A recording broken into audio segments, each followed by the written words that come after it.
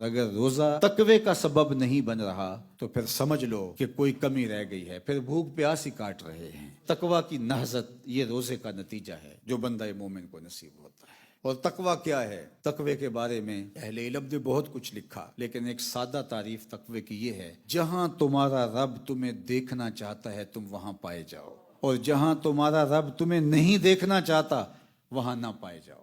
یہ تقوی ہے۔ تمہارا رب تمہیں بدی کی جگہوں پہ نہیں دیکھنا چاہتا، مسجد میں دیکھنا چاہتا ہے۔ تمہارا رب تمہیں تلاوت کلام مجید کرتا ہوا دیکھنا چاہتا ہے۔ تمہارا رب تمہیں ذکر و فکر میں مشغول دیکھنا چاہتا ہے۔ تمہارا رب تمہیں خیر کی راہوں میں دیکھنا چاہتا ہے۔ تمہارا رب تمہارے ہاتھ کو کسی یتیم کے سر پہ دیکھنا چاہتا ہے۔ تمہارے ہاتھ پہ جور و جبر، ظلم اور زیادتی نہیں دیکھنا چاہتا۔ تمہارا رب تمہیں اچھائی کی راہوں میں دیکھنا چاہتا ہے۔ تمہارا رب نہیں چاہتا کہ تمہاری نظر بدکار ہو۔ تمہارا رب چاہتا ہے تمہاری آنکھ کھلے تو سامنے قرآن کے اوراق ہوں۔ تمہارا رب تمہیں خیر کی جگہوں پہ دیکھنا چاہتا ہے۔ یہ تقوی کا جمال ہے جو بندہ مومن کو نصیب ہوتا ہے۔ آپ کو دھکے سے مسجد میں اپنے آپ کو نہیں لانا پڑتا، بلکہ آپ کا دل شوق فراواں کے پر لگا دیتا ہے آپ کو، اور آپ اڑ کے مسجد کی طرف آ رہے ہوتے ہیں۔ آپ کہتے ہیں تکبیر اولیٰ بھی کہیں نہ نکل جائے، تو مطلب یہ ہے اتقاء کا جمال نصیب ہونے لگا ہے، من میں روشنیاں اترنے لگی۔ برائی کی طرف تمہیں کوئی کھینچ کے بھی لے جانا چاہے تو تمہارا دل تمہیں روکتا ہے، تمہارے راستے کے اندر اللہ کے خوف کی دیوار کھڑی کر دیتا ہے، تمہیں نہیں جانے دیتا۔ تو سمجھو کہ تمہیں تقوی کا نور نصیب ہو گیا ہے۔ حضرت سیدنا علی المرتضیٰ رضی اللہ تعالی عنہ فرماتے ہیں کہ تقوی 4 چیزوں کا نام ہے۔ الخوف من الجلیل، سب سے پہلے اللہ کا خوف۔ اگر آپ کے اور میرے سینے میں یہ اتر رہا ہے تو سمجھو تقوی ہماری روحوں میں اتر رہا ہے۔ اور دوسری بات فرمائی والعمل بالتنزیل، کہ قرآن پر عمل نصیب ہو جائے۔ اور یہ تقوی ہے کہ جب انسان اللہ سے ڈرے گا تو پھر اس کو راضی کرنے کی کوشش کرے گا۔ تو اللہ کو راضی کیسے کرے گا؟ اس کا طریقہ وہی اختیار کرے گا جو اس نے ہمیں بتایا ہے کہ مجھے راضی کرنا چاہتے ہو تو یوں کرو۔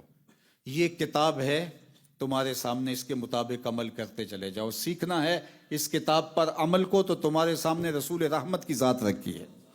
حضور کی چوکھٹ پہ آؤ اور سیکھو کس طرح کتاب پہ عمل کیا جاتا ہے۔ تیسری چیز فرمایا والقناع بالقلیل، تھوڑے رزق پر قناعت، تھوڑی چیزوں پر قناعت سیکھ جاؤ تو سمجھو کہ یہ تقوی کا نور نصیب ہو گیا۔ اللہ اگر زیادہ مال دے دے تو اس کو بھی راہ خدا میں خرچ کرو۔ اگر اللہ نے تمہیں زیادہ دے دیا ہے، تمہاری ضرورت سے زیادہ، تو مالک بن کے نہ بیٹھ جاؤ، امین بن کے بیٹھنا۔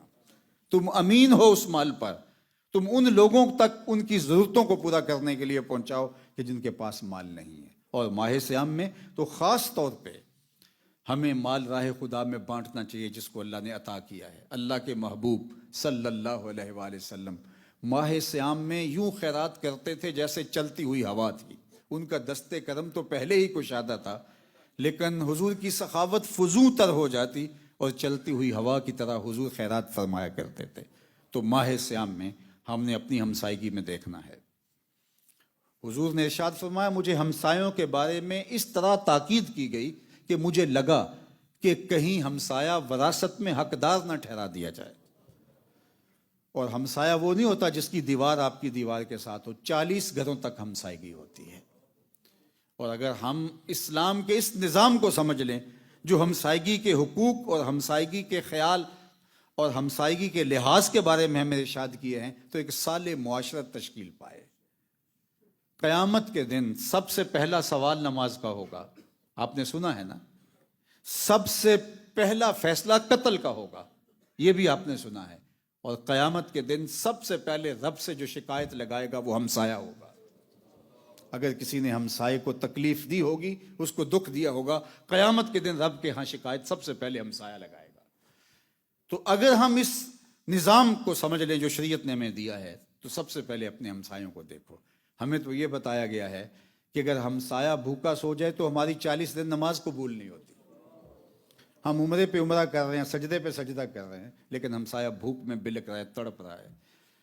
تو اپنی ہمسائیگی کا خیال رکھیں، پھر اپنے رشتہ داروں کا خیال رکھیں کہ رشتہ داروں میں اگر کوئی کمزور ہے، رمضان میں سحری افطاری کا بھی اس کے پاس سامان نہیں ہے، تو آپ اس کی ضرورت کو پورا کریں اگر اللہ نے آپ کو اس کی صلاحیت دی۔ آپ کو امین بنایا ہے، مالک بن کے نہ بیٹھ جائیں۔ ان لوگوں کی ضرورت کو پورا کریں جو کسی وجہ سے اپنی ضرورتوں کو پورا نہیں کر سکتے. تو فرمایا کہ اگر دولت زیادہ ہو تو پھر تو راہ خدا میں بانٹو، اور اگر کم ہے تو فرمایا تھوڑے پہ راضی ہو جاؤ. اللہ اکبر. اور چوتھی چیز آپ نے فرمایا والاستعداد لیوم الرحیل، اور وہ جو دن جس دن میں ہم نے اللہ کے حضور پیش ہونا ہے اس کے لیے ہم کچھ تیاری کریں. یہ ہے تقویٰ. یہاں رہ کے اس جہاں کے لیے کچھ تیاری کریں. میں اور آپ جو زندگی کاٹ رہے ہیں، گزار رہے ہیں، لمحہ لمحہ موت کے قریب ہو رہے ہیں، ہم یہ دیکھیں کہ کیا اعمال کا ذخیرہ کیا ہے، کیا تیاری کر رکھی ہے.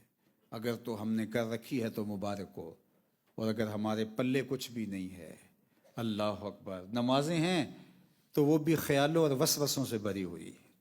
روزے ہیں لیکن جھوٹ، مکر، فریب، رشوت اس کے ساتھ روزے چل رہے ہیں. حج ہیں تو حاجی پہلے کہلا رہے ہیں، اور دیگر اعمال ہیں تو اعمال کے ساتھ ریاکاری جڑی ہوئی ہے تو وہ عمل ہی نہیں ہے. گناہ تو کنفرم ہیں، گناہ ہیں، لیکن نیکی کے لیے شرط ہے کہ نیکی محض اللہ کی رضا کے لیے کی گئی ہو تو اس کا حساب کرنا ہوگا. کبھی بھی تقوی کے دامن کو نہ چھوڑنا، ہمیشہ اللہ سے ڈرنا، ہمیشہ اس کے خوف کو اپنی روحوں کے اندر جاگزیں رکھنا، اس کے حکم سے اپنے سر کو نہ پھیرنا. یہ ماہ صیام رمضان المبارک میں یہی سکھانے آیا ہے